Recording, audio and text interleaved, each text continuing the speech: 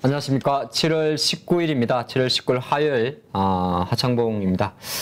오늘 이제 찐시황 시간인데 또 오늘 화요일 장을 한번 좀 잘 마무리를 해보고, 또 앞으로 장이 어떻게 전개될지. 오늘은 이제 제가, 종목들 대형주 위주로, 시장이 좀 많이 좀 올라왔잖아요. 많이 올라왔다 했을 때 이제 우리 투자분이 느끼는 마인드는 조금 다르시겠습니다만, 어쨌든 삼성전자도 이제 6만원대 와 있고, 9만원대 초입까지 내려갔던 하이닉스도 올라왔고, 그리고 현대차도 사실 어떻게 보게 되면 파업 이슈만 지나고 나면 좀 괜찮을지 않을까 했는데, 현대차도 이제 18만원대 지켜주고 있고, 물론 이제 아직까지 갈 길이 먼 친구들도 있어요. 뭐 네이버 카카오도 있을 수가 있고, 또 많이 빠져있는 건설주, 철강주, 또 화학주, 코스닥 같은 경우도 이제 종목마다 좀 다릅니다. 반도체 종목들은 좀 다른데, 오늘은 이제 많은 종목들을 여러분들한테 좀 같이 볼 수 있는 시간을 갖도록 할 거니까 끝까지 잘 함께 해주시면 좋을 것 같습니다.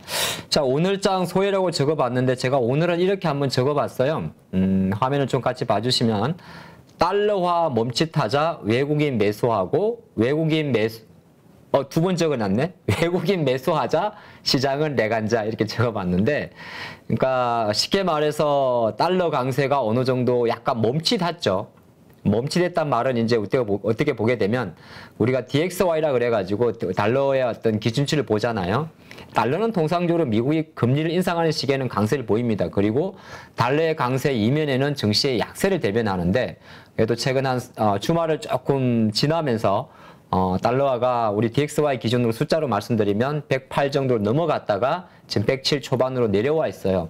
근데 왜 내려왔는지는 여러분들이 방송을 끝까지 보셔야 돼요. 그래서 달러화가 좀 멈칫하자 또 외국인들 매수하는데, 오늘도 외국인들이 장중에는 조금 매도가 있었지만은 근데 아침에도 마찬가지예요. 어젯밤에 미국 증시가 약간 막판 1시간 남기고 미끄러져도 저희가 아침에 우리가 장기전 할 때 그런 이야기를 하죠. 애플 글쎄 뭐 이렇게 좀 이야기하고 있고, 또 한편으로 놓고 볼 때는 들어왔던 힘이 워낙 강하기 때문에 시장은 한번 그런 게 있습니다. 주식을 하다 보면 힘을 느끼는데요. 그게 힘이 이제 차트로 표시될 때가 있고 수급으로 표시가 될 때 있는데, 어쨌든 6만원대 지켜준 삼성전자 뭐 아니면은 10만원대 하이닉스, 이 기업들 주가가 바로 레벨업은 되지 않더라도 힘이 좀 세게 들어왔죠. 그래서 오늘도 보게 되면 제가 외국인 매수하고 이렇게 한번 적어봤고, 외국인 매수하자 시장은 레간자라고 적은 거는, 레간자는 좀 오래된 자동차입니다. 연식이 되죠. 예전 대우자동차의 세단 이름이 레간자입니다. 그래서 그 대우자동차의 레간자라는 자동차의 광고 카피가 소리 없이 강하다였어요. 뭐 조금 아마 기억나시는 분이 있을 수도 있고, 제가 보통 증시를 표현할 때 가끔 사용하는 말입니다. 어쨌든 조금씩 올라간다는 겁니다. 조금씩. 오늘 증시도 보게 되면 어제와 좀 비슷하게 아침에 조금 약했다가 10시 전에 자림을 잡더니 또 꾸역꾸역 보니까 코스닥은 780선에 마감을 한 거예요.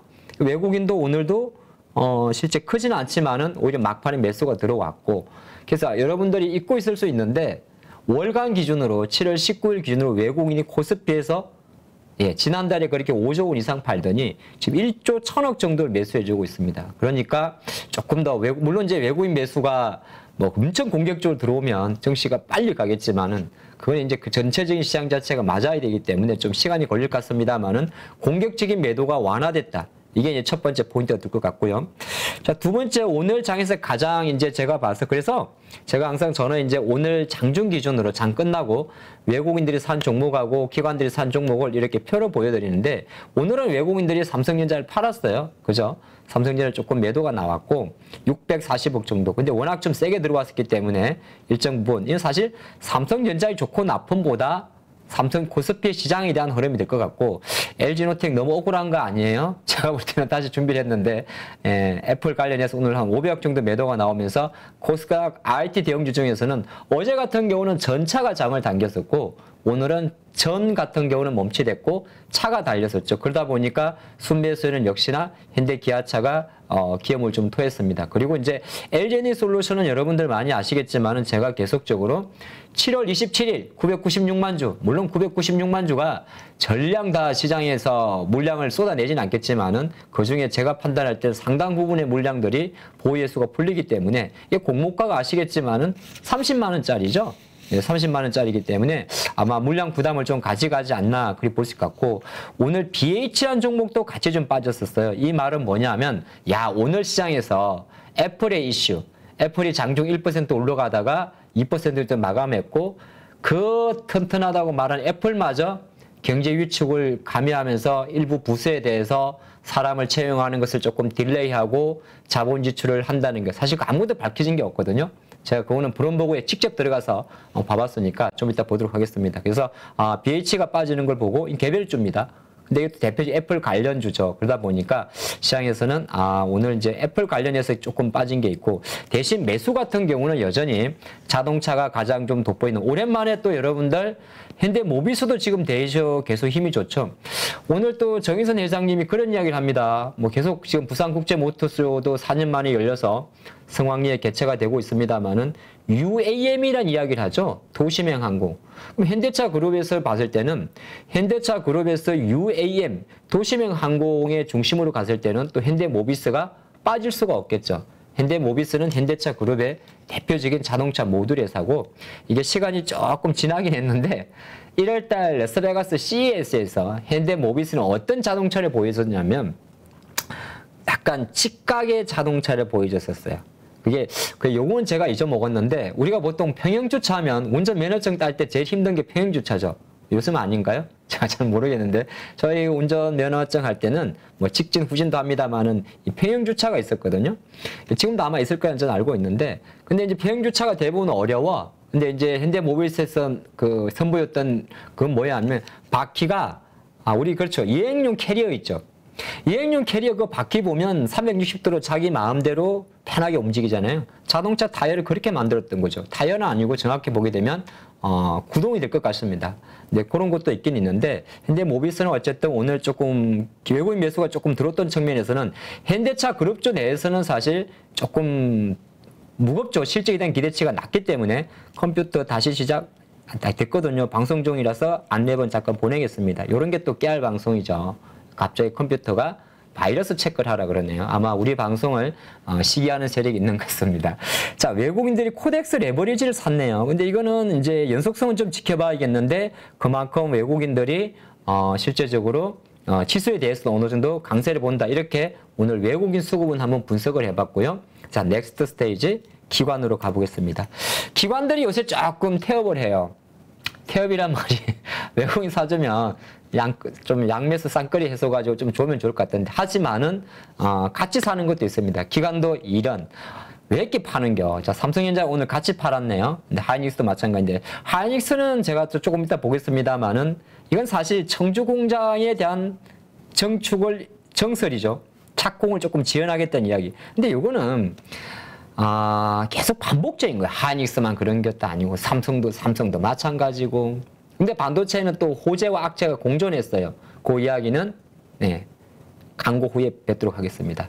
그리고 이제 기관들이 판 종목들을 놓고 보면 역시 LG에너지솔루션이 이제 뭔가 보이죠. 예, 바로 양매도입니다. 그만큼 이제 일정 부분, 물론 이제 LG에너지솔루션을 가지고 이것도 봐야겠네. 제가 다 적어놨다가 후반부에 종목들 다 하나씩 볼게요. 하이닉스하고 삼성전자, LG엔솔. 네, 어쨌든 수급 부담감을 좀 가져가지 않나. 그리고 최근에 워낙 그 중국의 CATL이나 일본의 파나소닉이 미국 쪽으로도 공장을 증설을 하고 있습니다. 원통형. 그러니까 우리만 많이 투자한 줄 알았는데 이런 CATL은 CATL이고, 또 가만히 있던 테슬라 쫙 혼자서 납품받은 일본의 파나소닉 같은 경우도 미국 공장 증설한다고 하다 보니까 분명히 그렇지 않아도 2분기에 LG엔솔의 점유율이 팍 떨어졌지 않습니까? 여기에 갑자기 일본 들어오고 CATL 치우고 가니까 또 본론적인 면에서도 어느 정도 좀 이슈가 있었는데, 이것도 옐런 재무장관님이 또 방한하시면서 또 LG 권 부회장님입니까? 제가 갑자기 조남은 생각 안 나는데 LG에너지솔루션에 또 미국 투자 관련해서 좋은 이야기가 나왔으니까 그 부분 좀 다뤄보도록 하고. 근데 기관들이 같이 사는 것도 비슷해요. 현대차는 이제 양매수가 된 거고, 모비스도 양매수네요. 자, SK이노베이션도 양매수고, 예, 에코프로 BM, 글쎄요, 이제 에코프로 BM은 이제 지난 7월 17일인가? 벌써 이제 물량이 상장이 되고 있죠. 근데 약간 그나마 조금 소화를 하고 있는데 약간 좀 더딘 흐름을 보여주고 있습니다. 오늘 에코프로 같은 경우는 아시겠지만은 시장에서 가장 뜨거웠던 게 성일 하이텍의 공모였어요. 여러분도 항주 받기 위해서 참여하는지 모르겠는데 아까 4시 정도 기준을 보니까 KB 대신 이렇게 나왔는데 그 비례 기준, 한 주 받는 기준이 경쟁률이 1.0이 안 되더라고요. 그러면은 한 주 받기도 어려워졌어요. 그만큼 이제 폐배터리 재활용에 대한 관심이 상당히 높아지다 보니까 오늘 이제 약간 큰 주식 중에서는 에코프로가 그리고 작은 주식 중에서는 시장에서 폐배터리 관련된 기업들의 주가가 조금 움직였다. 이렇게 좀 볼 수 있을 것 같습니다. 그래서 이렇게 오늘 외국인과 기관의 수급은 잠깐 살펴봤고 제가 여러분들의 니즈를 위해서 제가 후반부에 거의 전 종목을 하나씩 한번 우리가 어떤 상황인지를 좀 봐드릴 거니까 끝까지 채널 고정입니다. 역시 나는 혼자 잘하는 것 같아요. 자, 영어 한번 보죠. 항상 뭐 갑자기 영어 나오니까 사실 블로그라 우리가 이런 생각 안 드십니까? 이게 이제 갑자기 텐션이 이제 올라가네. 아니 기사들이 그냥 긁어요. 기자님들이 물론 바쁘시니까 긁는 건 아는데 저는 웬만하면 오늘 아침에 딱 나왔던 기사 미국장 마감 기사 전부 다 애플 긴축에 나스닥 와르르 뭐 1시간 남겨놓고 와르르 도대체 뭘 긴축을 했다는 거예요. 그래서 제가 실제적으로 한국말로 보니까 브룸버그 통신이래. 브룸버그로 들어갔습니다. 저 중학교 나온 사람이에요. 이 정도는 읽을 수 있어요. 그래서 읽어봤습니다. 그랬더니 나온 대로 그렇게 이야기를 한 거예요. 포텐셜 이코노믹 다운턴. 그래 알았어 무슨 말인지 뭐야. 잠재적으로 경제 위축이 예상되니까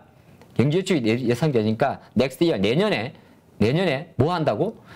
하이어링하고 스펜딩 크로스 그러니까 사람들 이렇게 고용하는 거하고 뭐 스펜딩 크로스라니까 뭐 어떤 성장에서 투자하는 거에 대해서 내년에 일부 부서 in some division 일부 부서에 대해서 슬로우하게 간다. 쉽게 말해서 사람 고용하고 저 자본 지출에 대해서 내년에 지금 경제가 불안하니까 일단은 좀 천천히 갈게. 근데 여기서 뭐가 나왔습니까?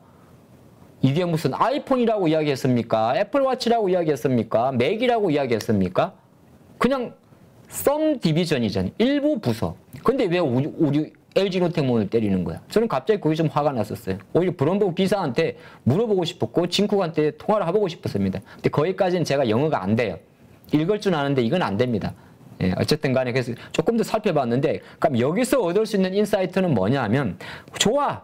애플 같은 기업들도 어떻게 보게 되면 내년도의 경기를 잘 모르니까 쉽게 말해서 일부 부서에 대해서 그게 일부 부서가 뭔지는 우리도 몰라. 그럼 제가 가만히 생각해보면 스마트워치 이런 거 안 하면 안 되는 거 아니야? 아니면 최근에 오래 접었던 이슈 중에 하나가 애플이 아이팟 없앴죠. 한때 우리 MP3의 대명사. 맞잖아요. 이거 사양사업이니까. 근데 밑에 핵심이 있어요. 대부분의 기사가 첫 번째 타이틀에만 나왔는데 밑에 기사 보면 제가 다 그어놨습니다. 컴퍼니 와이드 폴리시, 그러니까 회사 전체적인 정책을 말하는 건 아니에요. 그러니까 전 사업부에 대한 어떤 뭐 예를 들어서 불확실성 맞긴 맞는데 전 사업부에 대한 어떤 뭐라고 할까? 뭐 긴축 이건 아니다 그렇게 이야기한 거고 그리고 또 하나가 자신 있게 말한 게 모든 팀에 대해서 보면 want란 단어를 쓰지 않습니까? 갑자기 영어 시간이네요. 네. 그러니까 어떤 변화가 이 체인지가 변화가 want affect라는 단어를 사용했습니다. 이게 뭔 말이냐? 일부 부서지 우리가 전 부서에 대해서 앞으로 긴축이 될 것 같으니까 뭐 줄이는 거 아닌 거야. 그러니까 시장은 오히려 애플이 긴축한다는 그 단어 한마디, 자극적인 단어 한마디에 애플의 주가도 좀 내리고 한국에서 애플 관련주, 애플의 매출 비중이 제일 높은 LG노텍 주가가 많이 빠지고 개별주 중에서 BH라든지 애플 관련주가 빠지긴 했었는데 가만히 놓고 한 번 더 몇몇 읽어보면 가장 포인트가 전 사업부 아니라는 거예요.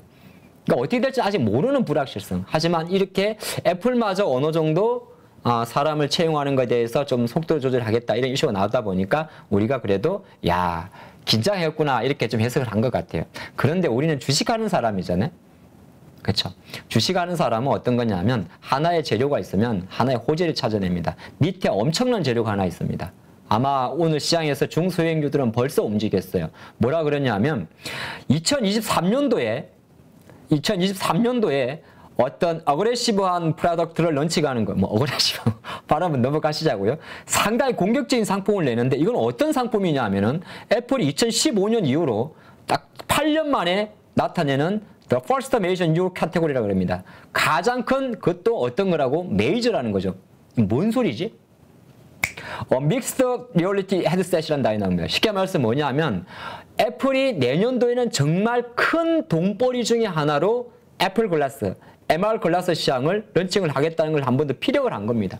그런 관점에서 놓고 보면 과연 애플의 긴축이라는 이슈 자체가 시장에서 물론 큰 그림에서는 그래 뭐 애플도 정말 생각하는구나. 근데 그게 아이폰이라고 단정하진 않았다는 게 제 생각이고, 또 하나가 한편으로는 애플은 내년도에 있어가지고 애플 글래스, MR 글래스에 대해서는 확실하게 하겠다고 발표를 하는 겁니다. 이런 내용도.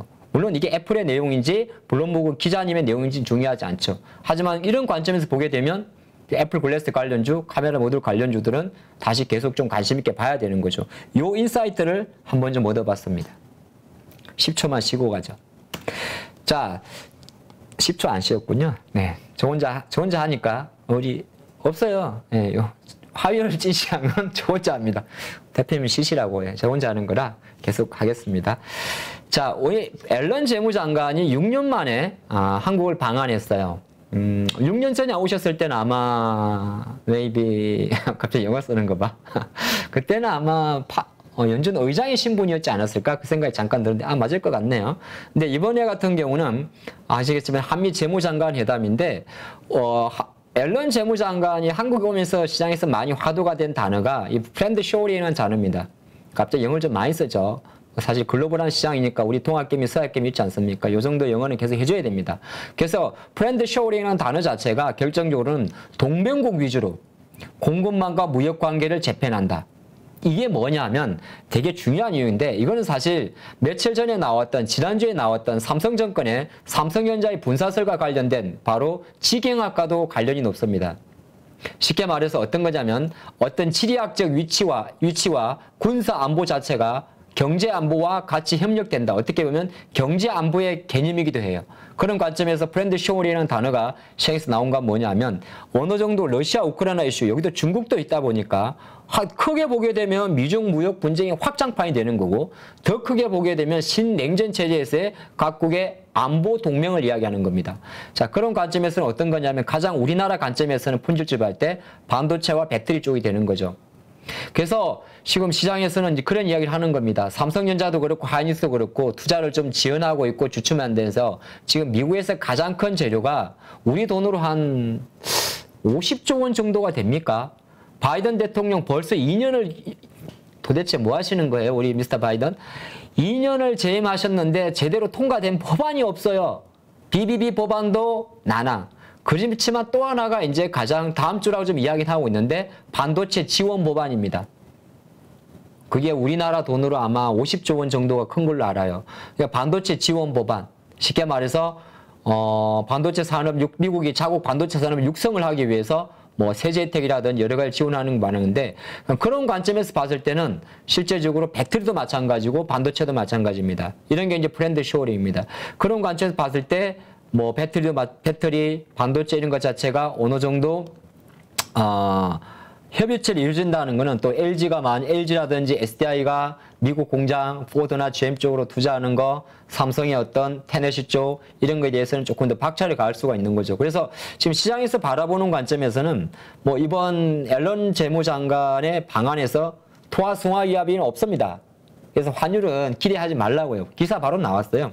그거는 패드와 한국은행의 역할이고, 나는 지금 재무장관의 견장을 차고 온 거야. 그러니까 통화수합 이야기는 꿈도 꾸지 마. 가라고 지금 언론에서 이야기를 하는 부분이 있고, 중요한 거는 어떻게 보게 되면 이런 배터리나 반도체 동맹 관련한 이슈가 있기 때문에 시장 관점에서는 물론 이게 드러나진 않아요. 바로 드러나진 않아요. 왜냐하면 그 전방에는 전부 다 경기 위축이라는 재료가 있으니까. 근데 한번 생각해 보십시오. 기업의 오너들은 여러 가지 생각을 할 겁니다. 미국에 투자를 하려고 해도 그쪽 법안 추에 세제 지원이나 자금 지원을 받아야 될 거고요. 만약에 정말 어떻게 될지 모르겠지만 8.15 특사 때 이주영 부회장이 사면을 받는다면 또 여러 가지 상황을 감안했을 때 하반기 시장 이런 거 빨리빨리 급변하거든요. 지난주에 미국 CPI 발표되자마자 갑자기 100베이시스 포인트 올린다 그러다가 하루 딱 지나고 나니까 확률이 뒤바뀌지 않습니까? 이젠 75가 맞다 이런단 말이에요. 75 올리면은 9월 달에는 25로 팍 내려가거나 50으로 내려가는 거거든요. 그때부터 시장은 환호하는 겁니다. 그게 피크예요. 지금은 금리 인상 속도가 이렇게 델타 속도로 붙어버리니까 기쭉기쭉 하는 거죠. 근데 그런 관점에서도 배터리나 이런 이 반도체 투자도 충분히 어느 정도 지금 당장 주식에 반영되지는 않겠습니다만은 실제로 여러분들이 언론 보도를 보시다가 다음 주에 만약 미국에서 반도체 지원 법안이 통과됐다 그런 이야기 나오곤 한다면 오히려 삼성전자나 하이닉스의 어떤 투자 관점이나 주식을 회사를 보는 관점은 좀 좋아지지 않을까 그렇게 생각해 봤습니다. 요거는 이제 와이드한 이야기라 그냥 한번 제가 중간에 집어넣어 봤고 오늘 장에서 한 가지 요거는 이제 환율 이야기인데 요건 너무 간단한 이야기라 자료가 좀 이뻐가지고 함께 공유를 합니다. 한시평과 모 언론사의 자료를 좀 해봤는데 가만히 생각해 보십시오. 이거는 외우려 그러면 주식 공부하기가 외우려 그러면 되게 어려워요. 그쵸? 저도 공부를 잘하는 사람은 아니에요. 외우는 게 좀 약했는데 이해하게 되면 빨라집니다. 근데 오늘 우리가 찐시황에서 이 표 한 장만 여러분들이 잘 이해하고 계셔도 앞으로 주식을 바라볼 때 되게 쉬울 것 같아요. 그래서 오늘 좀 이 시간을 제가 특별히 잡아봤습니다. 아무리 좋은 자료가 있어도 내 것으로 만들 수 있는 게 되게 중요하겠죠. 자, 가만히 조금 작으면 보면 조선은 뭡니까? 만들어가지고 한국에 팝니까? 해외 수출이죠. 그러니까 환율이 올라가게 되면 좋은 거. 예, 좋은 거. 순수출, 노출도도 좋은 거. 그러니까 환율 상승했을 경우에 우리나라 돈의 가치가 좋을 때 좋은 거. 조선은 되게 높습니다. 민감도가. 그렇죠? 달러로 결제받으니까 좋은 거. 건설은 아마 별로 안 좋을걸? 건설은 내수잖아요. 일단 내수 비중이 좁습니다. 그렇죠? 근데 원자재도 다 수입해와야 되니까 건설은 뭐 별로 제한질 것 같다. 그냥 가볍게 생각하면 너무 깊게 들어가면 또 호불호가 있어요. 좋은 거와 뭐 그냥 정도 보면 돼. 반도체는 웬만하면 좋은 거죠. 왜 그렇겠습니까? 그냥 반도체는 환율이 올라가면 좋은 거죠. 수출이 많으니까. 자, 그림은 좋고. 디스플레이도 거의 비슷하겠죠. 반도체나 디스플레이 같은 거. 해운도 좋은 거죠. 조선이란 거의 도진개진이에요. 왜 그렇습니까? 뭐 인천항에서 제주도 갔다 오는 그 해운은 아니잖아. 인천에서 배를 실으면 막 중국 돌아가지고 저 멀리까지 가잖아요. 그러다 달러로 받죠. 운임료. 그러니까 당연히 좋은 거. 석유화학은 약간 중간. 왜 그렇죠? 다 비슷해. 원유 수입해 오잖아요. 원유 수입해가지고 가공 생산해서 팔아야 되니까 파는 입장에서는 좋은데 수입 단가 측면에서는 약간 애매해요. 그래서 중간이라고 누가 적어둔 것 같아요. 그리고 철강 같은 것도 비슷해요. 철강도 또 석탄소 수입해야 돼요. 그러니까 수입 단가 올라가니까 그냥. 그리고 정유는 뭐 거의 손해죠. 정유는 사실 그러니까 똑같은 거예요. 원자재를 수입하는 쪽에서는 환율된 민감도가 중간인데 영양 자체는 대부분 제한적인 게 많겠죠. 음식료도 마찬가지죠. 다 저 멀리에서 바나나 너무 그런가? 곡물도 수입해야 하고 콩도 수입해 올 거 아니에요? 옷도 마찬가지죠. 근데 옷도 무조건 나쁜 거 아니에요? 옷은 이런 이야기를 할 수 있어요. 오히려 쪽 한세실업, 영웅무역 이런 기업들은 좋은 거 아닙니까? 맞아요. 걔네들은 공장 자체가 저기 있어. 방글라데시나 저기 인도네시아 쪽으로. 그리고 주요 바이어들이 미국 회사들이. 그쵸? 그러니까 그래서 그런 오히려 환율 효과를 보는 거죠. 근데 국내 내수의 이제 의류 회사들, 뭐 예를 들어 상장되어 있는 신세계 인터내셔널, LF 아니면은 한섬 이런 쪽은 약간 내수 비중이 높으니까 오히려 원가 올라가는 거고, 현지 생산, 동남아 생산, 미국 수출, 미국 OEM 업체로 납품하는 뭐 한세실업, 영업무역이라든 이런 기업들은 조금 다른 경우겠죠. 그 차이가 조금 있을 수 있을 것 같아요. 제약이나 통신은 거의 영향이 없고, 자동차는 아시겠지만은 뭐 대부분 내수도 있습니다만은 내수 대 수출의 비중이 제가 알기로는 한 3대 7인가? 훨씬 높아요, 수출이. 그러니까 당연히 수출도 똑같대. 현대차 글로벌 한 8개 이상의 공장이 있죠. 현지가 뭐 체코도 있고 멕시코도 있고 인도네시아도 있죠. 그러면 이제 환율의 영향을 그대로 받는 거죠. 현지 생산, 현지니까. 근데 회계장부는 뭐로 계산합니까? 예, 우리 원화로 하는 거니까 당연히 환차익이 발생할 수밖에 없는 거죠. 자, 이렇게 보고 가장 그러면 환율이 올랐을 때 안 오르는 종목. 맞습니다. 이미 여러분들이 알고 있어요. 왜 대한항공 안 올라요? 예, 맞습니다.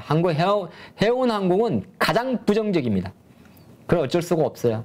비행기가 다 빚이야. 예, 비행기가 다 빚이야. 아무리 운임을 올려도 그 이자 내용이 감당이 안 되는 거죠. 그래서 환율이 지금 많이 올라가지고 우리나라 원화가 많이 올라가지고 뭐 보면 종목마다 좀, 근데 지금 사실은 이게 장이 그렇게 나쁘지 않은 상태에서의 이런 거라면 다 수혜가 됐을 거예요. 근데 시장에는 많이 묻어나진 않아요. 하지만 피해주들은 충분히 물어나고 있습니다. 아마 많은 분들이 철강주 왜 안 가요? 환율도 충분히 있는 거고 한국전력 왜 안 가요? 충분히 있는 겁니다. 네, 그 관점으로 살펴봤습니다. 한 25분 동안 여러분들이 오늘 장을 잠깐 좀 브리핑을 좀 해봤고 이제는 지금 말씀드린 것을 하나씩 여러분들 또 시각적인 걸 제가 도와드리면서 좀 보도록 하겠습니다. 자, 시장 이야기를 다시 이제 와보겠는데 보세요. 시장은 사실 여기가 바닥이다 코스피 지수입니다. 좀 지수인데 바닥이다 아니다를 알 수는 없어요. 알 수는 없는데 중요한 것은 항상 이제 월봉을 좀 생각을 해봅니다. 저는 이렇게 월봉을 생각하게 되면 지금 여기서는 아무것도 안 보이죠. 아무것도 안 보이는데 예, 그렇죠. 이제 바라보는 관점에서는 사실 2,500을 생각하려고 그러면은 이게 6월 달에 급락의 절반 자리예요. 참 우리의 바람이죠. 제발 2,500까지만 갔으면. 그렇죠. 2,500까지 가도 우리 종목이 달라지고 안 달라지고 사실 차이는 많이 날 거야. 근데 진짜 의미는 제가 바라보는 만약에 7월 달 장이 이대로 월봉까지 월말까지 쭉 올라가고 8월 달 장 기대치를 가려 그러면 제 생각으로는 이 하락폭의 30% 정도를 회복해야 됩니다. 그게 대략 아마 2,400 한 3, 40 정도가 될 것 같아요. 그냥 그거를 주봉에서는 잘 안 보일 것 같고 일봉이 봐도 되나? 상관이 없었겠구나. 그게 대략적으로 한 2,400 한 3, 40 되게 되는데 어쨌든 지금은 코스피가 어디까지 갈까요가 중요한 게 아니라 밑으로 빠지면 안 되는 거죠. 그래서 제가 씩 웃는 거는 지금은 사실 뭐 폭등한다, 내려간다 그런 말보다 아까 우리 첫 번째 얘기도 천천히 올라간다. 그래서 저는 지금 감히 말씀드립니다. 어설프게 방등식 현금화 전략 이런 거 안 했으면 좋겠어요. 네, 저는 제 생각입니다. 뭐 반등을 해야 현금화를 하죠. 반등을 해야 현금화를 하죠. 물론 이제 빨리 올라가고 늦게 올라가고는 외국인들 수급에 달려 있는데 그 수급 자체는 조금 시간이 걸리지 않을까. 근데 그 수급을 조금 빨리 데리고 올 수 있는 친구는 아마 뭐 외국인이 아닐까 그렇게 볼 수 있을 것 같고 코스닥도 뭐 그렇게 보면 코스닥은 조금 생각보다 조금 빨라요. 그림 자체가. 코스닥은 나름 이제 750이라는 자리를 잡고 올라가는데 이것도 그러면 코스피 본 것과 동일하게 제가 분석을 해봤는데 그러면 이게 6월 봉입니다. 6월 하락봉의 절반이 대략 800선 정도가 되죠. 800선 정도인데 800이면 어느 정도 막 시장이냐면 바로 베어마켓 랠리입니다.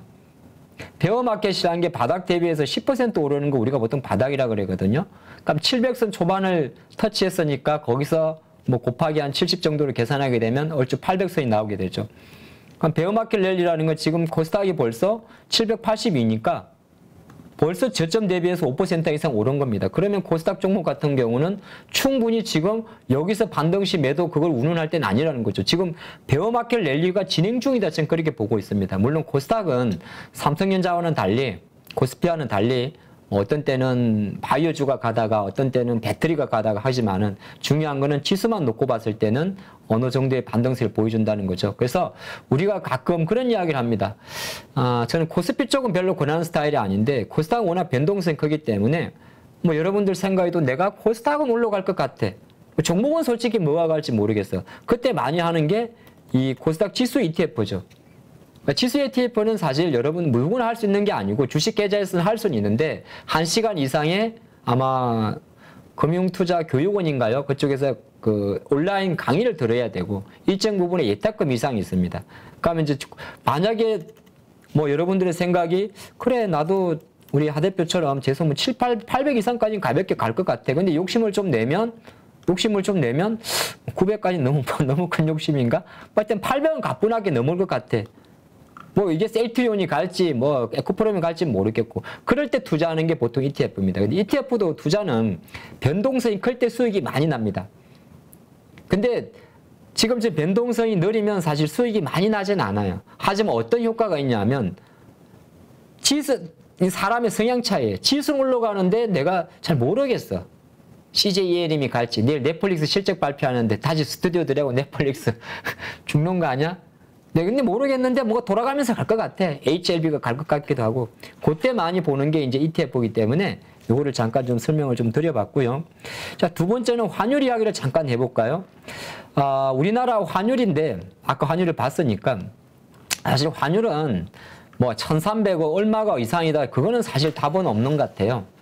저는 일전에 이렇게 이 화면, 여기도 지금 화면이 남아있는 것처럼 어느 정도 밴드를 좀 설정을 해놨어요. 그래서 지금은 이제 상단에 있는 뭐 나름대로는 1350원 구간에 있긴 있는데 환율을 가지고 뭐 제 기준으로는 환율의 약세가 우리나라 환율의 약세가 한편으로 놓고 보면 우리나라 펀더멘탈이 약해서 물론 그대로 노출은 됐죠. 하지만 결정적으로는 달러가 이 엔화가 엄청 워낙 저정책을 펼쳐서 그러잖아요. 근데 엔화도 조금 떨어집니다, 이제. 이게 뭐 떨어지다 말하긴 좀 그렇습니다만 그 139엔까지 치고 가더니 엔화가 조금 약세예요. 이번 주 일정 중에서 내일인가요? BOJ 통화정책회의가 있습니다. 물론 일본은 철저한 엔저 정책을 쓰기 때문에 이번에도 엔저 정책을 고수하기 때문에 일본의 BOJ 통화정책회의는 엔화 약세 요인입니다. 근데 일정 부분 요게 좀 떨어지는 효과가 있고 또 하나가 가장 중요한 게 우리나라 원화 말고 달러에 영향을 미치는 게 바로 유로화인데 야 유로화가 올라와요? 유로화가 1대1 페러티를 깰 것 같으니 올라옵니다. 왜 올라올까 생각해보면 유럽이 좋아졌나? 별로 그런 것 같지는 않고 뭐가 있죠? 유럽 중앙은행 22 통화정책회의가 있어요. 그 통화정책회의. 그러니까 유럽도 이제 서서히 긴축을 하려고 합니다. 그러다 보니까 일정 부분 뭐 여러 가지 이유가 있겠지만은 금리 올리면 일단 통화가 강한 거니까 아니면은 이제 반발 매수 있으니까 일단 유로화의 반등이 있다 보니까 달러의 꺾임이 나왔고 달러의 꺾임 속도에서 환율이 좀 어렵죠. 환율이 조금 어려워요. 달러의 꺾임 속도에서 엔화까지 조금 약세를 보이니까 오히려 우리나라 원화 같은 경우는 조금 올라가는 흐름입니다. 근데 환율이 많이 내려온다고 해서 외국인들이 뭐 주식을 많이 사고 파는 건 아니에요. 실제적으로 최근에 외국인들의 그 매매를 제가 좀 적어놨는데 화면을 좀 보시면 지금 보는 요 자리가 이제 7월달 접어들어서 외국인의 코스피 순매수입니다. 야, 이건 일정 기준이에요. 계속 뭔가를 사고 있다는 거죠. 근데 대신 이제 외국인 주식을 사다 보니까 그동안 조금 바티목을 하던 기관들이 이렇게 매도를 보이고 있는데 근데 기관 매도는 대부분 누구 매도냐? 단기 성향의 금융투자 매도입니다. 얘들은 어차피 단기 성향이고 오히려 보험이라든지 연기금들이 조금씩 주식을 사준다는 겁니다. 많지는 않아요. 외국인들이 막 2, 3천억 살 때. 하지만 조금씩 수급적인 면에서는 장이 조금 들어온 힘이 좀 낮지 않나 저는 그렇게 좀 분석을 해봤고 자 오늘의 장에 맞게 몇 개 종목들을 바로 보도록 하겠습니다. 이제 삼성전자 같은 경우인데 삼성전자는 다음 주 27일, 27일 2분기 실적 발표를 하는데, 뭐, 대략적으로는 알고 있죠. 우리가 지난번에, 7월 7일이었나요? 7월 7일 날 삼성전자가 이제 2분기 실적 발표했습니다. 14조 원 정도? 엄청 잘 나온 거예요. 잘 나왔는데, 어쨌든 실적 발표하고, 이게 삼성전자 실적이 잘 나와서 오른 건지, 7월 7일인데, 시장이 올라서 나온 건지, 결과가 뭐가 중요하겠습니까? 진짜 올랐다는 거잖아요. 물론 여러분들의 해석에 따르면 다를 수 있습니다. 근데 중요한 거는 주가 관점에서 우리는 이제 차트도 보잖아요. 이렇게 이틀 연속 양봉 2개 3% 나온 거 올해 처음입니다. 올해 2022년도 처음 나온 거예요. 그렇게 놓고 보면 상당히 삼성전자 같은 경우는 수급적인 면에서 약간은 그림이 지저분하네요. 조금 힘을 발휘했다 보는 거고 물론 여기서 이제 적극적인 매수가 들어오기 위해서는 뭐니 해도 외국인들의 매수가 받침이 돼야 됩니다. 근데 지금 보게 되면 외국인에 대한 삼성전자 지분율을 제가 파란색으로 표시해 놨는데 밑에 막대 그래프가 외국인들 순매매고 이제 최근에 보면 매수가 잡힌다는 거죠. 밑에는 매도입니다. 워낙 지분율 자체가 연초 51%까지 갔다가 지금 49.8%니까 최근 1년 이상 삼성전자에 대한 외국인 지분율은 바닥입니다.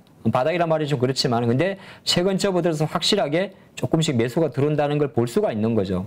물론 삼성전자가 언제까지 강세를 보여줄지는 알 수는 없습니다. 하지만 이 지금 상승의 흐름 자체가 아까 잠깐 우리가 미국의 반도체 지원 법안 그리고 시장에서 계속적으로 달러가 꺾이면서 어떤 현상? 뭐 실내로 그런 것도 영향을 미쳐요. 최근에 비트코인의 가격이 상승을 합니다. 그러면 제일 먼저 우리가 보는 기업이 바로 미국의 엔비디아죠. 최근엔 그런 이야기도 해요. 엔비디아 지포스 그래픽 카드가 재고가 쌓인다고.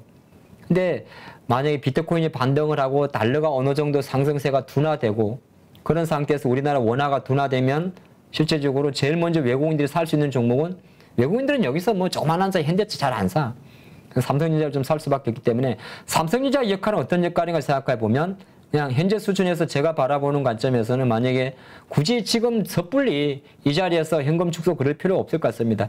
58,000원 정도 라인을 만약에 이탈하지 않는다면 삼성전자는 현 수준을 평단가 불문하고 저는 조금 더 들고 가야 됩니다. 얼마까지 갈 줄 알 수가 없죠. 그건 시장이 답해 줄 겁니다. 아마 아까 조금 전에 봤던 코스피와 분석을 한다면 그래도 삼성전자는 6월 하락폭에 나름 절반 가격을 회복을 하고 있어요. 주가는 뭐 전문가마다 좀 다릅니다만은 저는 50%까지 회복했을 경우에는 일단 중립입니다. 다만 70%까지 회복하게 되면 이거는 그 다음 봉을 위로 쏠 수도 있습니다.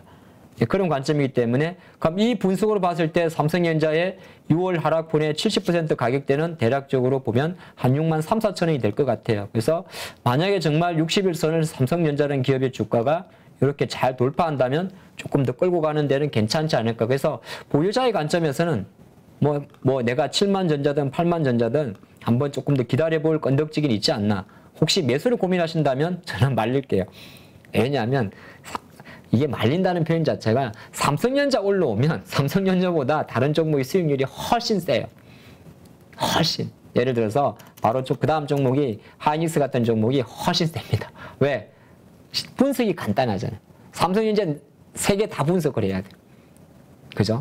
가장 중요한 반도체도 분석을 해야 되고 디램 메모리도 분석을 해야 되고 도대체 그 알아듣지도 못할 파운드리도 분석을 해야 되고 스마트폰도 생각을 해야 돼요. 환율도 생각해야 되고 외국인 매수도 생각을 해야 돼. 하이닉스는 뭐만 보면 되죠? 반도체 업황만 보면 되는 거죠. 자, 하이닉스가 오늘 이런 이슈가 있었어요. 청주 공장, 청주 맞죠? 청주. 그래, 청주 공장 정서를 조금 보류하겠다. 국내 공장이죠. 이천에도 공장이 있고 청주에 있는지 몰랐어요. 예, 이번에 아마 짓는 일정이 있었나 본데 어쨌든 하이닉스가 이런 부분은 사실 주가 관점에서는 이게 그렇게 과민하게 반응할 거냐? 그렇지는 않아요. 이미 우리는 이 내용을 알고 있었어요. 한 며칠 전에 브룸버그 통신을 통해서. 브룸버그 통신에서 모 증권사는 이렇게 예상을 했었어요. 그게 바클레이즈인가?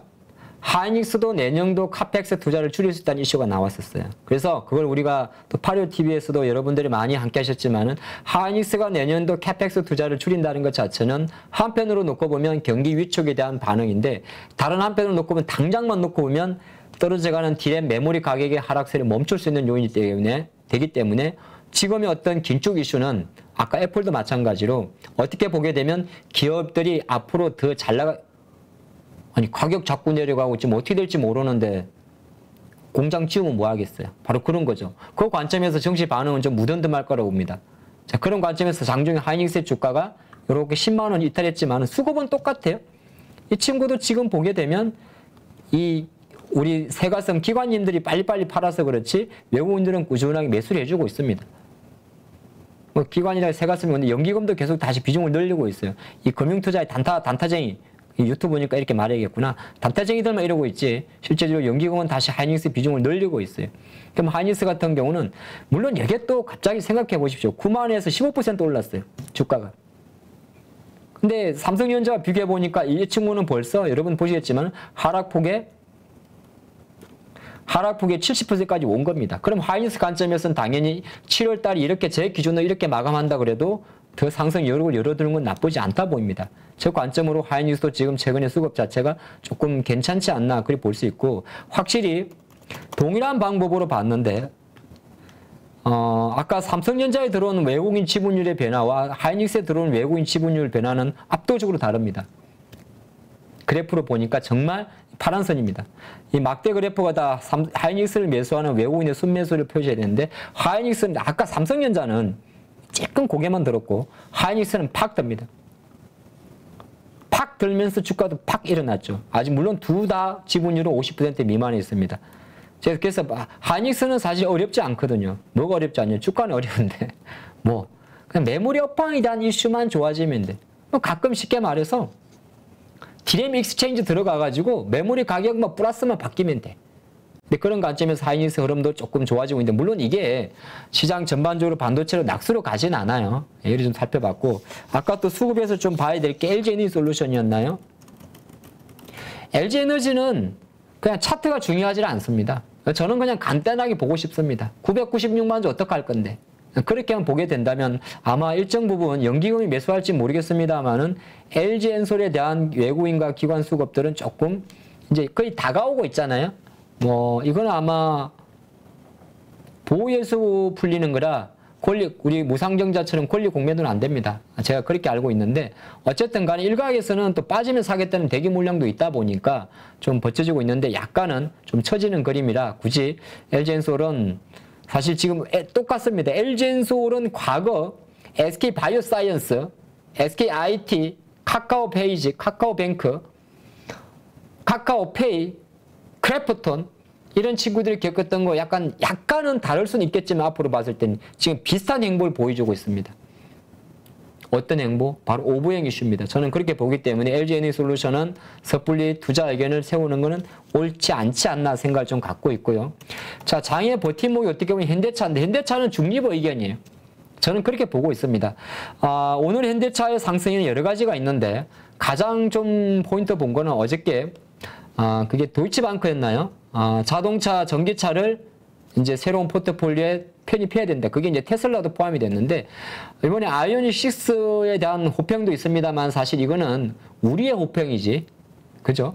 다시 글로벌 시장에 나가서 정말 판매랑 이어져야 되는 거고, 근데 이번 부산 모터스에서 많은 분들이 관심을 모은 게 아이오닉 6에 대한 세단이었다면, 저의 관심은 오히려 아이오닉 7이었던 것 같습니다. 그 아이오닉 7이 대형 SUV고 이 현대차의 아이오닉 7은 기아의 EV6와 함께 EV9이구나. 이제 대형 SUV에서 미국의 포드 차랑 대형 SUV랑 경쟁을 해야 되는 거죠.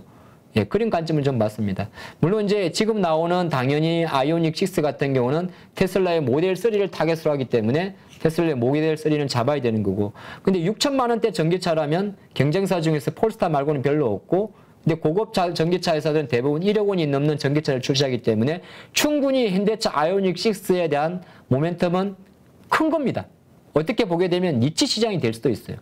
여기서 갑자기 도요타가 막 6천만 원짜리 차를 낼 건 아니니까 그런 관점에서는 좋은 그림이다. 주가도 지금 그래서 이거는 사실 여기가 고점이다, 저점이다 말하기도 조금 뭐합니다. 기술적으로 놓고 봤을 때는 월간 박스권에 여전히 갇혀 있는 겁니다. 저는 그렇게 봤습니다. 그래서 여기서 확 뚫고 가기도 조금 애매하고, 그렇다고 추격 매수하기도 애매하고, 오히려 내가 신규 매수를 본다면 다시 한번 18만 원대 초입으로 기다리는 것도 나은. 그냥 그 그림으로 보시면 좋을 것 같습니다. 물론 이제 주가가 힘이 살아있으니까 조금씩 올라오고, 이거는 내가 뭐 20층이든 21층이든 보유자의 관점에서는 다른 섹터보다는 조금 여유있게 기다릴 수 있는 그런 자리라고 생각하고 있습니다. 근데 항상 우리가 그런 이야기죠. 마진율이 높고 가격의 인상비가 높은 게 기아니까. 기아는 항상 저는 이제 작년 2021년도부터 나름의 가격을 88,000원을 그어놨는데요. 지금도 타겟은 그리 변한 게 없습니다. 정확하게 88,000원입니다. 그래서 지금 이 속도로 88,000원까지 갈지 안 갈지는 알 수 없지만은 어느 정도 기아차는 현대차보다는 박스권의 상단에 대한 저항력이 조금 더 열려있다 봅니다. 물론 이번 부산 국제모터스에서 현대차처럼 기아가 세단을 출시하지 않습니다만은 가만히 생각해 보면 기아를 여러분들이 세단으로 기억하시는 분은 많이 없을 것 같습니다. 있긴 있어요. 또 갑자기 나 K5 타는데 왜 그러는겨? 그렇게 볼 수 있는데 실제적으로 기아 하면 생각나는 게 뭡니까? 소렌토, 니로, 카니발, 미국의 텔로라이더 이런 것들이죠. 기아는 제가 생각할 때도 기아는 충분히 예전에 뭐 모닝 같은 거는 너무 작은 차고 SUV의 강점이 있기 때문에 이번에 기아도 지금 이번에는 SUV 차량이 안 보이죠. 아니요. 세단이 안 보이죠. 그런 관점에서는 좀 멀리 보시면 좋을 것 같고, 그리고 아까 제가 잠깐 말씀드렸다 말았는데 이게 또 다 같이 아까 우리 무슨 브랜드 쇼링이라 그랬나요? 또 미국 현대차나 기아차도 미국 알리바마나 계속 투자를 하지 않습니까? 그 관점을 본다면 자동차가 어떻게 아까 환율의 관점에서도 좀 좋게 보는 그림이고, 많은 투자분들이 아마 현대 위아도 많이 어떻게 되는 겁니까? 라고 물어봤을 것 같은데, 이제 부품 회사들의 탄력성은 사실은 이게 다 왜 많이 못 올랐느냐? 같이 빨 때 빠지더니 결정적으로는 현대 위아 정도는 실적을 체크하지 않고는 못 가는 종목이에요. 왜? 이런 현대 위아는 개인이든 기관이든 개인보다는 외국인이든 기관이든 누구 중에 하나는 사야 됩니다. 근데 워낙 현대 위아가 뭐 다른 것도 마찬가지입니다만은 분석을 해보면 좀 다른데요.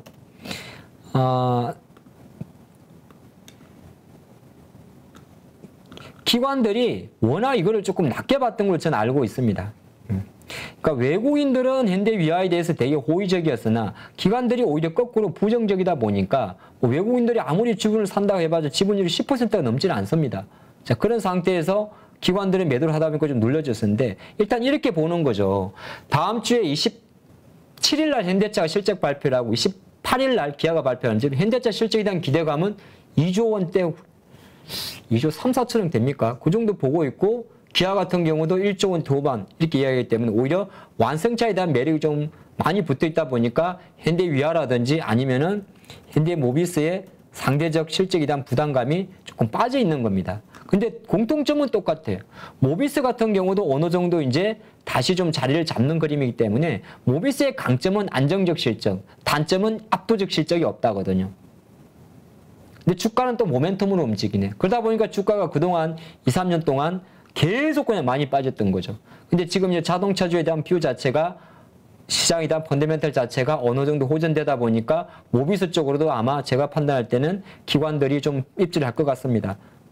기관들이 우리의 목소리를 잘 듣고 있군요. 그러다 보니까 지금 현대 모비스로 들어온 힘 자체는 나름 당장 어디까지 갈 거를 원하는 게 아니라 월봉에서 너무 망가져 버렸기 때문에 이 월봉에서 망가져 버린 가격대 밴드는 대략 가장 제가 보니까 25만 원 선이 될 것 같습니다. 그러면 1점 현재 수준에서는 조금 아직도 갈 길이 높지만은 일단은 시장이 좋고 천천히 정말 시장이 천천히 올라간다면 내가 최소한 25만 원까지는 갈 수 있다는 생각을 갖고 좀 긴 호흡으로 보시면 좋을 것 같습니다. 그게 이제 자동차주를 지금 바라보는 관점이고 만약에 짧게 매매하시는 분이라면 제 생각으로는 여전히 자동차 중소형 부품주들에서 뭐 지금 보면 여러분들 제가 제 입으로 굳이 자동차 부품주 현대차 뭐라고 말씀 안 드려도 많이 아시기 때문에 뭐 시장에서 말하는 SL, 화신, 서현이야 대부분이 미국 앨리바마 근처에 공장을 갖고 있는 기업들 그런 기업들이 계속 주목을 받지 않나 그렇게 살펴봤습니다. 그리고 이제 많은 분들이 좀 관심 중에서 카카오 네이버는 굳이 지금은 조금 이게 카카오도 마찬가지고 카카오는 지금 문제가 제일 뭐죠?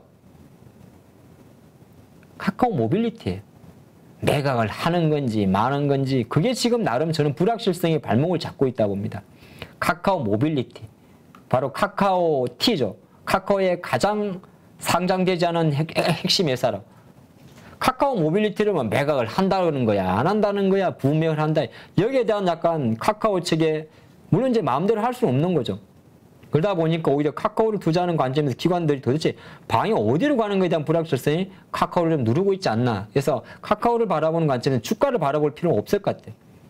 오히려 카카오 모빌리티의 향방 자체를 계속 모니터링하면 좋을 것 같고 그런 관점에서 네이버가 카카오보다는 조금 탄력성이 좋을 건데 조금 더딘 거는 근데 이거는 약간 시장에 달려 있을 것 같아요. 만약에 시장이 정말 이제 현대차가 아까 말한 대로 모든 게 밸런스인데 삼성, 하이닉스 팍팍팍 치고 가고, 엔솔 치고 가고, 이렇게 당기면 얘네들은 못 갈 것이고, 거꾸로 이제 아까 봤지, 지금 삼성전자, 하이닉스 주가가 조금 더딘 흐름을 보인다든지, 아니면 느린 흐름 갈 때는 순환적인 차원에서는 네이버가 또 올라올 겁니다. 최근에 콘텐츠 관련주들, 갑자기 뭐, 키다리 스튜디오, DNC 미디어 이런 쪽 말로는데 웹툰 하면 또 네이버잖아요. 그런 관점이 좀 있기 때문에 약간 성장주 관점에서는 더뎌져 있는데, 이거는 미국 증시가 한 번 더 올라버려야 돼. 한 번 더 오르다든지 달러가 확 꺾인다든지 시장에서 그냥 아예 75 딱 어떻게 보게 되면 그 말씀 맞아요. 어떻게 보게 되면 네이버나 카카오나 이런 기존의 플랫폼 성장주들이 7월 28일 이후에 변동성을 가져올 수 있지 않을까 생각도 잠깐 해봤어요. 미국 시간으로 7월 27일, 한국 시간으로 7월 28일 날 그날 많이 겹치네요. 애플 실적 발표, 기아, 미국 FOMC 결정 다 많이 겹치는데 자 그날 이후에 만약에 미국이 정말 75 베이시스 포인트를 올렸을 경우에 국제시장이 다시 지금은 다이버전스 리버스 상태에 있습니다. 지금 역전 상태에 있는데 다시 2년물과 10년물이 맞춰지고 달러화가 좀 너무 긍정적이에요. 달러화 안정화되고 그런 관점에서 이제 자리를 잡아가면 아마 그때 정도 움직일 수 있지 않을까, 예, 그렇게 생각을 하고 있습니다. 그렇기 때문에 이 네이버나 이쪽 같은 경우는 좀 똑같아요. 갑자기 다른 종목 봐서 그런데 그래포톤이나 네이버 03 NC소프트라든지 그래포톤도 다 똑같은 거예요. 이 기업들은 사실 기업은 잘 나가요. 주가가 안 가는 거죠. 근데 대표적인 성장주니까. 그러니까 성장주 플랫폼들은 NC도 마찬가지고 뭐 그래포톤도 마찬가지고 다 비슷비슷합니다. 예. 약간 이제 어느 정도 수급 이슈가 많이 있기 때문에 그 관점으로 좀, 이 친구들이 다시 아마 오히려 삼성전자나 하이닉스, 현대차 이런 것보다 빨리 가긴 좀 어려울 것 같아요. 수급 이슈도 있고 워낙 조금 무거운 종목이다 보니까. 그래서 코스피 쪽은 어느 정도 앞으로 장을 좀 보실 때도 삼성전자, 하이닉스, 자동차 그룹, 그걸 일단 중심으로 먼저 잡고 보시면 좋을 것 같고, 그 중간중간에 만약에 조선주 같은 경우, 시간이 좀 많이 됐나요? 너무 열심히 한 거 아니야? 자, 현대중공업, 조선주 같은 기업들 같은 경우는 아까 말씀드렸는데 환율 이슈도 있었고, 수주도 많이 했다 그러고, 수주 대수가 중요한 게 아니고 사실은 신조선가가 중요했었는데, 우리나라 조선사들이 최근 LNG선 수주를 많이 하면서 다행스러운 거는 2021년도 거 수주인가요? 그 수주를 전부 카타르 수주를 대부분이 현재 신조선가로 반영을 했다 그러더라고요. 성가를. 신조선가 말고 성가를. 그래서 이제 좋아진 건데, 주가 관점에서는 그냥 조선사들이 LNG선 어쩌고 하니까 원자재 가격 따라서 움직이는 희한한 현상이 발생을 했는데, 조선 섹터 같은 경우는 예를 들어서 006, 336 이런 건설 섹터보다는 확실히 현대건설, GS건설 찍었는데, 건설 섹터보다는 원자재에 대한 익스포저라든지 실질 개선수가 훨씬 빠릅니다. 건설 같은 경우는 금리 인상도 있겠습니다만 결정적으로 국내 부동산 경기와 금리 인상에 대한 취약점을 갖고 있기 때문에 GS건설도 마찬가지고, 잠깐 예를 들어서 사우디 관련해서 현대건설도 마찬가지. 건설주 같은 경우는 조선사보다는 약간 좀 뒤처진 흐름이 있는 거고요. 철강주 같은 게 조금 더딘 이유도 마찬가지입니다. 어쨌든 간에 철강은 대표적으로, 철강은 또 하나의 인프라 사업이잖아요. 근데 철강은 가격 전가가 되게 중요한데 똑같은 거예요. 비싼 가격으로 가져왔는데, 물론 비싸졌습니다. 철강 가격도 올랐고 열연 가격 올랐는데, 최근 한 달 동안에 중국에서 어떤 일이 있었냐면 열연, 냉연, 압연의 가격이 전부 다 꺾여버렸습니다. 그건 왜 꺾였느냐? 경기에 대한 위축 우려죠. 그러다 보니까 시장에서 말하는 원자재 관련주들은 그대로 못 가는 겁니다. 지금 고려아연 같은 종목들, 포스코 같은 종목들, 이런 종목들은 어느 정도 현대제철, 동국제건까지 다 마찬가지고, 다만 철강 내에서도 그래도 실적 대비해서 많이 저평가되어 있는 종목들은 대부분이 강철관 관련주들입니다.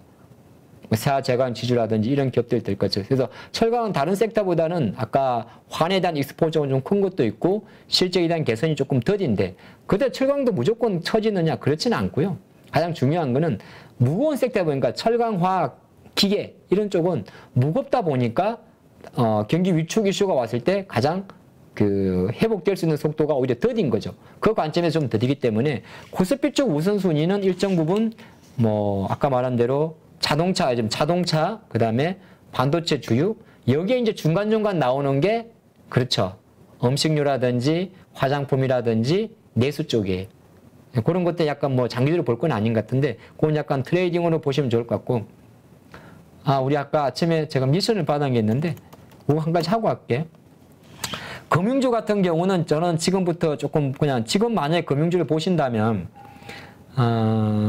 조금 봐야 된다고 보고 있습니다. 최근에 우리나라의 사회적 현상 중에서 그런 현상이 나왔죠. 역대, 그걸 뭐라 그러더라. 전월세 전환율? 월세 비중? 지금 계속 올라간다 그러죠. 좀 기분 나쁘면 전 국민의 월세가 이루어지고 있는데, 자, 그게 이제 금리 때문이잖아요. 제가 아는 한 보통 월세 전환율 5%인가요? 근데 지금 전세자금 대출이율이 5% 전후가 온다든지 5% 이상 올라가게 되면 우리 일반 소비자 입장에서 전세자금 대출 받아가지고 그거 내고 전세 구하는 것보다는 오히려 이런 계산만 짧게만 계산해 보면 차라리 월세 내는 게 싸니까. 근데 너무 그건 짧은 생각이고, 어쨌든 금리라는 이슈 자체가 어떻게 되게 되면 부동산 시장에, 주택 시장에 큰 화두인데, 여기에서 한 가지 잊고 있는 거. 이 금융지주회사들은 또 역대 최대 실적을 볼 수밖에 없습니다. 정부에서, 금융당국에서 지나친 가상금리 조정을 한다고 해도 세상에 NIM 순이자 마진이 2%가 넘으면요. 1조를 빌려줬을 경우에 그냥 1%면 100억입니다. 그렇죠? 근데 가만히 아무것도 안 합니다. 직원을 쓰지도 않고요. 사람을 고용할 필요도 없고 그냥 이자가 올라가지고 아무것도 안 해도 0.2%만 올리면 20억이 그냥 버는 겁니다. 근데 지난해 연말 대비해서 지금까지 대부분의 금융회사들의 순이자 마진 NIM이 아무리 눌렀다 치더라도 최소 0.2%가 올랐어요. 그럼 1조만 여수신 하겠습니까? 10조면은 아무것도 안 하고는 200억을 버는 겁니다. 예. 제가 생각할 때는 일정 부분 이제 최근에 경기 위축 때문에 많이 빠졌었는데 금융증권보험이 있다면 저는 금융주를 탑픽으로 봐야 된다고 봅니다. 은행주를 말하는 거죠. 예, 그 관점으로 여러분들이 급하게 볼 건 아니고 제가 생각할 때는 어쨌든 서서히 시장이 정상화되는 과정에서는 정상화의 과정이 바로 실적이 좋은 종목은 올라가고 실적이 부진한 종목은 내려가는 거거든요. 물론 아직까지는 완벽하게 그게 매칭되지 않습니다만은 향후 시장이 조금 올라가는 과정에서는 그냥 갑자기 그런 생각이 들었어요. 현대차 올라가는 거 보고 아 이제 조금 정상화되는구나. 신차 나오고 실적 발표 앞두고 환율 올라가고 한다 보니까 자동차라고 솔직히 말해야지 뭐가 좋습니까? 그렇지 않습니까? 혹시 그 생각 안 해보시고 우리가 자동차는 솔직히 차는 뭐 대단하다고 상대적으로 돋보이니까 그래 보이는 거거든요. 물론 예, 실적도 증가를 하고 있으니까. 근데 실적이 어느 정도 나오는 대로 주가가 반응한다는 말은 시장이 이번 실적 시즌 그래서 이번 7월달 중하순장과 8월 초순의 장은 오히려 시장의 변동성이 완화되는 국면에서의 실적 장세라면 아마 여러분들 투자하는 투자 환경 자체는 조금 더 좋아지리라 저는 확신합니다. 자, 오늘의 찐시황은 갑자기 급하게 맞추는 것 같은데 여기까지 맞추도록 하고 또 아마 금리를 발표하는 7월 말까지는 너무 제가 볼 때는 외생 변수에 대한 변동성을 조금 내려놓아도 되지 않을까 그 생각을 하면서 장을 좀 보시면 조금 편한 투자가 되지 않을까 생각을 하고 있습니다. 또 다음 시간에 뵙겠습니다. 감사합니다. 약 4억을 투자해서 한 1억 정도 수익이 나고 주식 선물로 해서 한 1억 정도 수익이 난 계좌입니다. 그래서 저 20년 노하우를 벤치마킹 하는 것이 고수익하는 길이라 저는 생각하고 있습니다. 네, 이번에 8.15 캠퍼스에서 정말 특별한 교육 프로그램을 준비했습니다.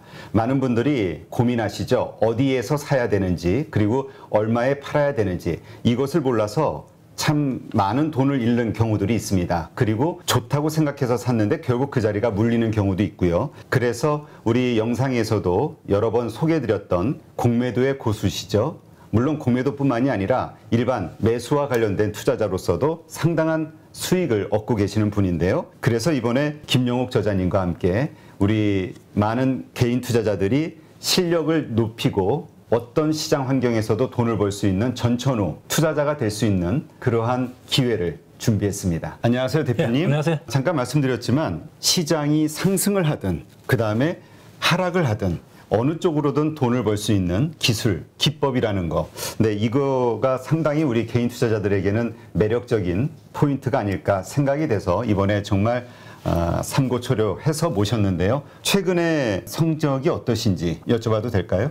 저는 전업 투자자이기 때문에 그냥 월 단위로 손실 난 달이 거의 없다시피 합니다. 그래서 꾸준하게 수익을 내고 있습니다. 최근에 제가 공매도에 대해서 주간 동화하고 대담을 했는데 거기에 그 계좌 인증을 하려 해서 제가 계좌 인증을 한 계좌가 2개가 있습니다. 그것을 자료로 첨부하겠습니다. 자, 이게 계좌 보면 하나는 CFD 계좌 약 4억을 투자해서 한 1억 정도 수익이 나고 주식 선물로 해서 한 1억 정도 수익이 난 계좌입니다. 아, 네. 그럼 2월 달에만 2억 정도의 수익을 올리셨다. 예, 대표적으로 이제 공매도 자리를 잘 잡으면은 그렇게 수익이 난다는 것을 제가 보여준 거죠. 그래서 정말 시장이 떨어지거나 혹은 상승하거나 양쪽에서 이제 돈을 벌 수 있는 그런 기법을 가지고 계시기 때문에 상당히 특별하다. 저도 그렇게 생각이 되는데요. 공매도와 일반적인 우리 주식 투자 이 양쪽을 다 같이 하는 투자를 하고 계시는 건가요? 지금 현재도? 예, 저는 지금 매수와 매도, 공매도를 다 반반 정도 합니다. 손흥민 축구 선수가 축구를 잘 하는 이유가 왼발, 오른발 사용하기 때문에